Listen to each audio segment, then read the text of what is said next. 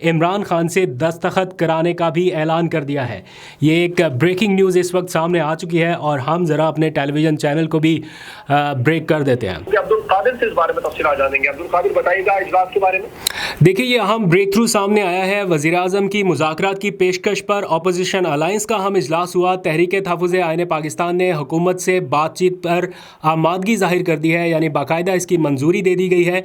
PTI की जानिब से ये कहा गया था कि वो हुकूमत से मुज़ाकरात के लिए तैयार नहीं है, लेकिन तहरीक तहफ़्फ़ुज़ आईन पाकिस्तान के प्लेटफॉर्म से हुकूमत की इस पेशकश को कबूल कर लिया गया है। और साथ ही महमूद अचकज़ई की जानिब से ये ऐलान किया गया है कि अगर हुकूमत तैयार है तो वो बानी PTI से नए मिसाक पर दस्तखत कराने की जिम्मेदारी लेते हैं। इसका ऐलान किया गया इस इजलास में। तो ये एक अहम ब्रेक थ्रू इस वक्त कुछ देर पहले सामने आया। 5 घंटे तक ये इजलास जारी रहा, जिसमें वज़ीर आज़म की जानिब से की गई पेशकश का तफसीली जायज़ा लेने के बाद अब तहरीक तहफ़्फ़ुज़ आईन पाकिस्तान ने हुकूमत से बातचीत पर आमादगी ज़ाहिर कर दी है। अब्दुल कादिर हमें अपडेट कर रहे थे महमूद खान असदई की ज़ेर सदारत तहरीक तहफ़्फ़ुज़ आईन पाकिस्तान के इजलास के बारे में। और वज़ीर आज़म की मुज़ाकरात की पेशकश पर अपोजिशन अलायंस का अहम इजलास हुआ। बानी PTI से नए मिसाक पर दस्तखत कराने की जिम्मेदारी लेने का भी ऐलान किया गया।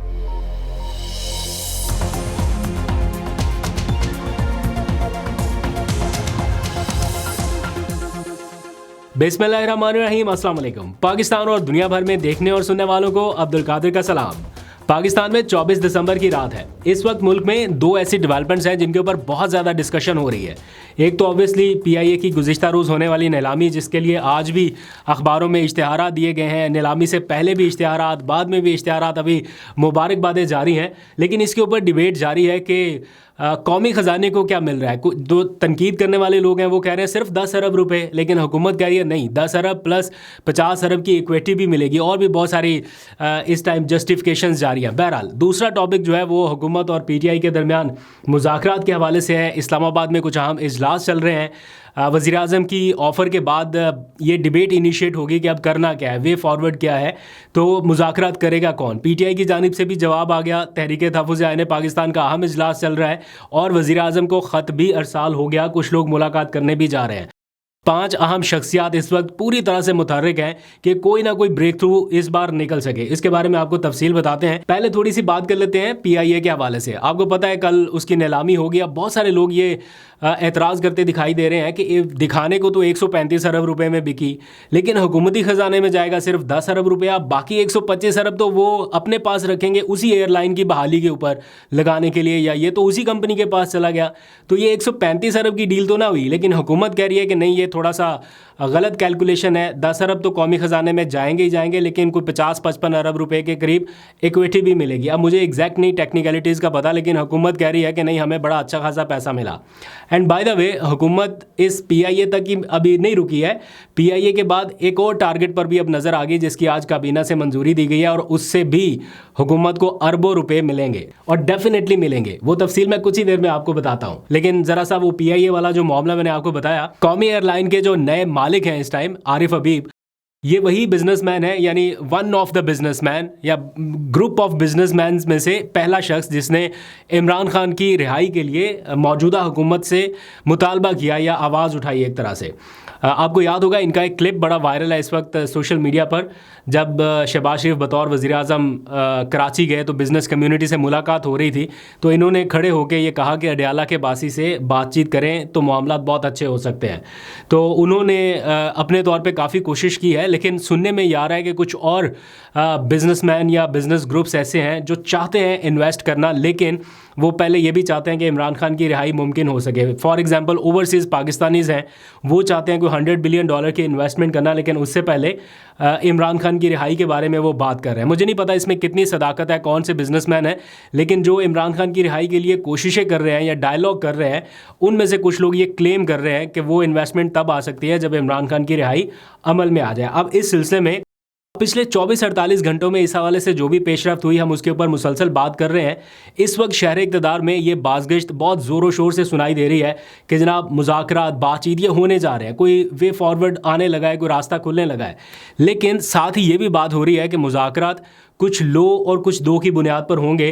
पेशगी शराइत दोनों फरीकैन की जानिब से कोई नहीं होगी। हुकूमत कह रही है देखिए वज़ीर आज़म ने ऑफ़र कर दी, पेशगी शराइत कोई नहीं रखी। इसी तरह PTI भी आए बग़ैर पेशगी शराइत के। तो कुछ लो और कुछ दो की जो बातें हैं, तो हुकूमत PTI से क्या चाहती है? देखिए PTI ने तो अपनी चीज़ रख दी सामने, वो मैंडेट की वापसी से पीछे हट गए। अब वो कह रहे हैं एक तो इमरान खान की रिहाई, दूसरा नए इंतखाबात, और तीसरा इस इलेक्शन कमीशन के ताबे नहीं। इलेक्शन कमीशन तब्दील हो, पूरा प्रोसेस तब्दील हो, आप अपोजिशन लीडर का नोटिफिकेशन करें, हुकूमत और अपोजिशन बैठ के नया इलेक्शन कमीशन तरतीब दें, ये वे फॉरवर्ड है। ये PTI का मुतालबा है कि नए इलेक्शन और इमरान खान की रिहाई। ये सिर्फ PTI नहीं, अब मौलाना फजलुर रहमान भी उसी कश्ती के सवार हैं। वो भी ये कह रहे हैं कि नए इंतखाबात, क्योंकि मौलाना को सूट करता है अगर KP में भी नए इंतखाबात होते हैं। वो KP को अपना एक होम ग्राउंड समझते हैं या वहाँ पे अपने आप को बड़ा स्टेक होल्डर समझते हैं। हालांकि जो रियलिटी है वो आप सब जानते हैं, लेकिन मौलाना का स्टेक कोई ये नहीं है कि उन्होंने प्राइम मिनिस्टर बनना है। वो KP की तरफ नज़रें जमाए बैठे हैं, तो उनको भी फ्रेश इलेक्शंस चाहिए। PTI तो ऑलरेडी डिमांड कर रही है और बहुत सारे हल्के कह रहे हैं कि आगे निकलने का रास्ता यही है। अब हुकूमत PTI से और क्या ले सकती है? इस टाइम वो कंफर्टेबल पोजीशन में है, इक़्तिदार उनके पास है, पावर कॉरिडोर्स उनके पास हैं, पावर सर्कल उनके इर्द गिर्द घूम रहा है। तो वो क्यों कर चाहेंगे कि वो इंतखाबात में चले जाएं और उसके नतीजे में वो जो उनके पास इस टाइम बारगेनिंग पोजीशन है वो लूज़ करें? तो हुकूमत तो हर तरह से बेनिफिशरी है ना इस टाइम, पूरा जो भी मामला चल रहा है। लेकिन अल्टीमेटली लोग ये समझते हैं कि इस तरह से निज़ाम खींचा तो जा सकता है, लेकिन जिस तरह से आइडियल सिचुएशन होती है ना चलना चाहिए, वैसा नहीं है। और ख़दशा ये भी है कि कितना लंबा और चला लेंगे, एट दी एंड कभी भी बारी अपनी भी आ सकती है। तो उससे पहले चीज़ों को सॉर्ट आउट करना है। अब वज़ीर आज़म की जानिब से गुज़श्ता रोज़ जो पेशकश आई, उस पर PTI का जो इनिशियल रद्द-ए-अमल आया, उन्होंने तो आउटराइटली रिजेक्ट कर दिया गया। हम वज़ीर आज़म शहबाज शरीफ की इस पेशकश को मुस्तरद करते हैं, लेकिन सिर्फ PTI के प्लेटफॉर्म से। बैकअप में या कवर के तौर पे उन्होंने तहरीक तहफ़्फ़ुज़ आईन पाकिस्तान का प्लेटफॉर्म रखा है कि जनाब तहरीक तहफ़्फ़ुज़ आईन पाकिस्तान की जो लीडरशिप है, महमूद अचकज़ई, वो बात करना चाहें तो वो कर सकते हैं। और अभी तक की इतला के मुताबिक तहरीक तहफ़्फ़ुज़ आईन पाकिस्तान यानी महमूद अचकज़ई, अल्लामा राजा नासिर अब्बास और PTI के कुछ एक दो और लोग, जिनमें असद कैसर हैं और भी एक दो संजीदा लोग, ये मुशावरत कर रहे हैं। इनके इजलास जारी हैं कि अगर हम हुकूमत से निगोसिएशन स्टार्ट करते हैं तो उसमें मैक्सिमम रिलीफ हम क्या ले सकते हैं, इमरान खान की रिहाई समेत। इस इजलास की जो अहम तरीन अपडेट आपने स्टार्ट में सुनी, वो मैं जल्दी से उसके मेन पॉइंट्स आपको बता देता हूँ। वैसे तो एलामिया काफ़ी तफसीली है, लेकिन ये एक बड़ा ब्रेक थ्रू सामने आया है जब तहरीक तहफ़्फ़ुज़ आईन पाकिस्तान ने ये फैसला कर लिया है कि वो हुकूमत से मुज़ाकरात के लिए तैयार है। एलामिया के मुताबिक बताया गया कि वज़ीर आज़म की पेशकश पर अपोजिशन अलाइंस का यह अहम इजलास हुआ, जिसमें तहरीक तहफ़्फ़ुज़ आईन पाकिस्तान ने हुकूमत से बातचीत पर आमादगी ज़ाहिर की। वाज़ेह रहे कि PTI ने यह कहा था कि वो बातचीत नहीं करेंगे, लेकिन अगर तहरीक तहफ़्फ़ुज़ आईन पाकिस्तान चाहे तो वो बातचीत कर सकते हैं। तो जैसा मैंने आपको पहले के व्लॉग्स में भी बताया था कि मैंडेट जो है वो महमूद अचकज़ई के पास है, अल्लामा राजा नासिर अब्बास के पास है। तो उन्होंने अब आमादगी ज़ाहिर की है शफाफ इंतखाबात और नए इलेक्शन कमिश्नर की तकर्री से इन मुज़ाकरात का आगाज़ होगा। डायलॉग की आमादगी ज़ाहिर की गई है। ऑल्दो के हुकूमत चाहती थी कि कोई पेशगी शराइत ना हो, लेकिन इब्तदाई तौर पर आम नए इंतखाबात और नए इलेक्शन कमिश्नर की तकर्री से मामला शुरू हो और इमरान खान की रिहाई भी उसका एजेंडा हो। और साथ ही महमूद अचकज़ई ने यह जिम्मेदारी ली है कि अगर हुकूमत चाहे तो वो इमरान खान से नए मिसाक पर दस्तखत कराने की जिम्मेदारी लेते हैं। इस एलामिया के मुताबिक अपोजिशन अलाइंस ने मुआशी और सियासी मसाइल से निकलने के लिए नए मिसाक की ज़रूरत पर जोर दिया है और साथ ही जिम्मेदारी ली है। महमूद अचकज़ई ने कहा है कि अगर हुकूमत चाहे तो वो इमरान खान से नए मिसाक पर दस्तखत कराने की जिम्मेदारी भी लेते हैं। ये एक बड़ी डेवलपमेंट है जो इस वक्त सामने आई है। जो नेशनल डायलॉग कमेटी है, फवाद चौधरी, महमूद मौलवी और इमरान इस्माइल पर मुश्तमिल है, तो ये 3 मेंबर्स पर मुश्तमिल कमेटी, लेकिन इसकी उठान और उड़ान आप इन दिनों में देखेंगे और आप इनकी एक्टिविटीज़ को भी ज़रा देखिएगा, भागदौड़ भी नज़र आएगी और ये एक मेजर स्टेक होल्डर के तौर पे आपको नज़र आएंगे कि जैसे इनके पास काफ़ी ज़्यादा मैंडेट है और ये कोई ब्रेक थ्रू करा सकते हैं। उन्होंने पहले तो कल आपको पता है ना, वज़ीर आज़म के ऑफ़र के साथ ही एलामिया जारी कर दिया, उसको खुशाइन करार दिया। आज इन्होंने वज़ीर आज़म को एक बाकायदा ख़त अरसाल कर दिया है और कहा है कि जनाब हम आपकी इस कोशिश पर शुक्रगुज़ार हैं, यानी खुशाइन करार दिया।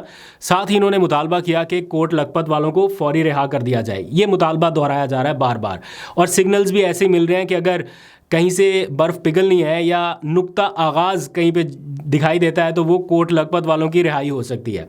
उनसे मुलाकातें भी हो रही हैं। बाय द वे आपको बता दूं कि मुलाकातों का सिलसिला भी जारी है।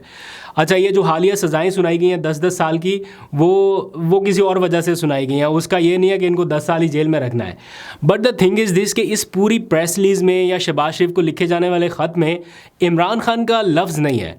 इमरान खान माइनस दिखाई दे रहे हैं इस सारी सिचुएशन से, या करने की कोशिश हो रही है कि एक बार कोट लखपत वालों को सामने लाएं और वो फिर आगे बातचीत चलाएं।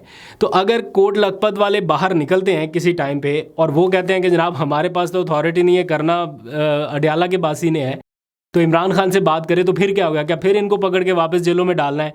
कि आपको निकालने का क्या फ़ायदा अगर इमरान खान से ही बात करनी है?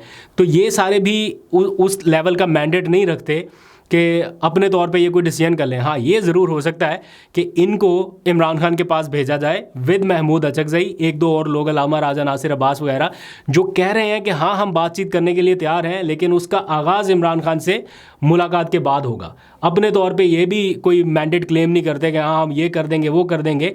ये ज़रूर कहते हैं कि आपके ख़िलाफ़ इंतकामी कार्रवाई नहीं होगी, हम इमरान खान से लिखवा देंगे, लेकिन मुलाकात तो कराई जाए।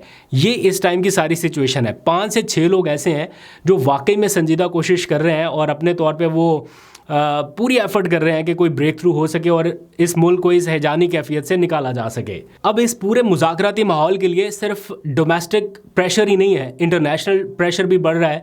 अक़वाम मुत्तहिदा आए रोज़ कोई ना कोई प्रेस रिलीज़ दे रहा है। आपने देखा पहले अक़वाम मुत्तहिदा के उस इदारे ने जो इंसानी हकूक़ की खिलाफ वर्जियों से मुतालिक अपनी रिपोर्ट्स शाया करता है, या उनके जो नुमाइंदा ख़ुसूसी हैं, उन्होंने इमरान खान से मुतालिक एक रिपोर्ट जारी की थी। अभी एक हफ्ते में दूसरी रिपोर्ट उन्होंने जारी कर दिया और अब इमरान खान और बुशरा बीबी को कंबाइंड उस हवाले से एक रिपोर्ट जारी की है उसी नुमाइंदा ख़ुसूसी ने। वो एक बार फिर से सोशल मीडिया के ऊपर और नेशनल मीडिया और इंटरनेशनल मीडिया के ऊपर सरफेस होना शुरू हो चुकी है, जिसका कहीं ना कहीं असर या दबाव हुकूमत के ऊपर बहरहाल रहेगा। दूसरी जानिब पीटीआई के ऊपर भी दबाव बढ़ रहा है कि जनाब मुज़ाकरात नहीं, मुज़ाहमत की तरफ जाएं, आप स्ट्रीट मूवमेंट की तरफ जाएं। इमरान खान का हालिया बयान, कारकुनों की वो आवाज़ें इस टाइम सुनाई दे रही हैं पीटीआई के लोगों को कि जनाब निकलें निकलें निकलें। तो अब उसके हवाले से भी तैयारियां बैक एंड पे जारी हैं। सुहेल अफरीदी कर रहे हैं ये सारी मुलाकातें। कल आपको पता है अडयाला जेल में मुलाकातों का दिन है, लेकिन वो अडयाला नहीं आ रहे, वो ISF के लोगों से मुलाकातें कर रहे हैं, वो लाहौर जाने का प्लान कर रहे हैं। तो स्ट्रीट मूवमेंट के हवाले से उन्होंने पूरी अपनी तवानाइयाँ फोकस करना शुरू कर दिया कि किसी टाइम उसकी ज़रूरत पड़ सकती है, मोमेंटम बनाना है तो अभी से शुरुआत करनी पड़ेगी। तो ये सारा कुछ भी पैरेलल रहेगा ताकि डायलॉग भी अगर करने हैं तो ये मुज़ाहमत वाला एक ऑप्शन या उसका एक असर बहरहाल रहे। अच्छा, अब कल अडयाला में फिर मुलाकातों का दिन है, लेकिन कल जैसे मैंने बताया, एक तो सुहेल अफरीदी का नाम भी नहीं है, दूसरा मुलाकातों का होना मुश्किल है। इस्लामाबाद में एक तो 25 दिसंबर के हवाले से आम तातील है, फिर 26 को भी यहाँ पे एक UAE के सरबराह आ रहे हैं, तो उस वजह से भी तातील का ऐलान किया गया। तो 25, 26, 27, 28 मेरा ख्याल ऐसे कोई 3-4 इकट्ठी छुट्टियां आ रही हैं, तो मुझे नहीं लगता कि इन छुट्टियों के दौरान कोई मुलाकात होगी। तो इसलिए इमरान खान का फौरी कोई रद्द-ए-अमल आना या कोई मैसेज आना, उसमें ये सारा हफ्ता जो है ये तो ऐसे ही चला जाएगा। अब इस सारे मामले में एक पेशरफ्त आज ये हुई है कि पीटीआई के सेनेटर्स ने एक इजलास किया। जितने सेनेटर्स हैं उनकी आज पार्लिमानी पार्टी का इजलास पार्लियामेंट हाउस में हुआ। अली ज़फ़र ने उसकी सरबराही की और उसमें ये फ़ैसला हुआ कि हम इमरान खान से मुलाकात के लिए सारे सेनेटर्स मिल के आला अदलिया से रजू करेंगे, इस्लामाबाद हाई कोर्ट जाएंगे, वहाँ पर पिटिशन फाइल करेंगे। चौथा ये फैसला किया गया है कि हम एक पिटिशन फाइल कर रहे हैं हाई कोर्ट और सुप्रीम कोर्ट में, जिसमें सारे सेनेटर्स की तरफ से ये पिटिशन होगी कि हमें हमारा हक जो है खान साहब को मिलने का वो इजाज़त दी जाए अदालत की तरफ से कि हम एक as a body, as parliamentary body उनसे मिलें। ये फैसला तो हुआ, लेकिन इस फैसले के नतीजे में क्या कुछ बड़ा ब्रेक थ्रू हो सकता है? मुझे उसके बिल्कुल इम्कानात नज़र नहीं आते, ख़ास तौर पे उन हालात में जब PTI as a petitioner Islamabad high court जाए कि यहाँ से इनको कुछ रिलीफ मिल जाए। हालिया ट्रैक रिकॉर्ड को देखते हुए बहुत ही मुश्किल लगता है। तो इसलिए मेरा ख्याल है पीटीआई को असल सुप्रीडेंट की तरफ देखना पड़ेगा या असल सुप्रीडेंट से बात करनी पड़ेगी, तब जाके कोई रिलीफ मिलेगा। इस्लामाबाद हाई कोर्ट से मुझे नहीं लगता इनको इतनी आसानी से इजाज़त मिल जाए। केस ही लग जाए तो बड़ी बात है, बाकी तो बहुत दूर का मामला। खैर, जाते जाते 2 खबरें और। एक तो मैंने आपको बताया कि हुकूमत की नज़र PIA के बाद किसी और जगह पर भी है जहाँ से अरबों रुपये अभी उन्होंने निकालने हैं, आपको बताता हूँ अभी। लेकिन दूसरी खबर भी इम्पॉर्टेंट है। Lahore high court chief justice Aalia Neelam उनके मरीम नवाज़ के किए गए फ़ैसले को कलअदम करार देना और उसके बाद मरीम नवाज़ का रद्द-ए-अमल आना, तो ये चीज़ें सोशल मीडिया के ऊपर काफ़ी वायरल हैं। अभी थोड़ी देर पहले की अपडेट ये है कि चीफ़ सेक्रेटरी पंजाब ने चीफ़ जस्टिस आलिया नीलम से मुलाकात की है। अब उस मुलाकात में क्या हुआ, मैं शरीक नहीं था, लेकिन ऑब्वियसली इसी तनाजुर में होगी और चीज़ों को मेरा ख्याल है कंट्रोल करने के लिए होगी कि मामला ज़्यादा आगे ना जाए।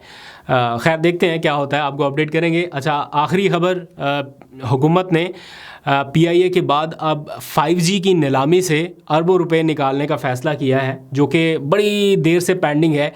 कभी कुछ 4-5 साल पहले भी मैं आपको ये ख़बरें सुनाया करता था कि 5G नीलाम होने लगा है, 5G की नीलामी शुरू होने लगी है, पता नहीं क्या वो लॉन्च होने लगा है। उसकी बेसिकली स्पेक्ट्रम की नीलामी होती है, ऑक्शन होना है कि स्पेक्ट्रम किसको मिलेगा, 600 बैंड्स का किसके पास जाएगा, कौन सी कंपनी उसको रन कर सकेगी। तो वो बड़ी दफ़ा हम ये आपको बता चुके हैं, लेकिन अब जो है वो काबीना की जानिब से अप्रूवल मिल गई है, यानी फेडरल कैबिनेट ने उसको अप्रूव कर दिया। दैट मीन्स कि अब जो है वो इसके ऊपर बाज़ाब्ता आगाज़ हो सकेगा।